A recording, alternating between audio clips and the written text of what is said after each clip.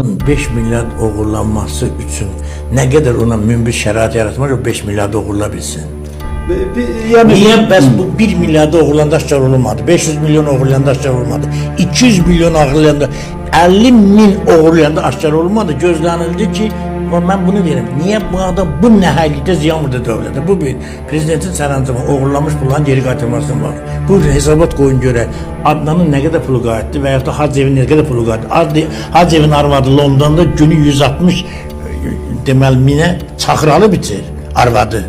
Orada London mərkəzində neçə milyon evi var, nökəri var, o var, bu var. Adnan da gedib həbsxanada 6 il iş veriblər.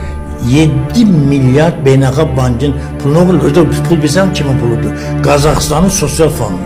İndi bizim Azərbaycan dövləti Qazaxıstanın sosial fonu ödəyir. Onlar bizə elə bir investisiya yatırdıblar, uğurlanıb indi biz məcbur o pulu ödəmək. Yəni mən nə demək istəyirəm? Burada elə mən müxalifət edim, sözümü qəribsizliyə salmam. Mən deyirəm ki, nəyə görə adamlar uzun müddətli sürəkli cinayət edir, aşkar olub. Bu gün də hakimiyyətdə cinayət iştirak edən adamlar var.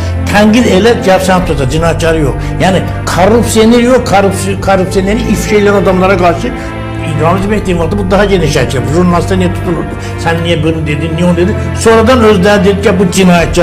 Yaxşı bunu ben değildim de vacipti ki devlete bu kadar ziyan vurur ondan sonra sen deyirsən ki bu cinayetçi.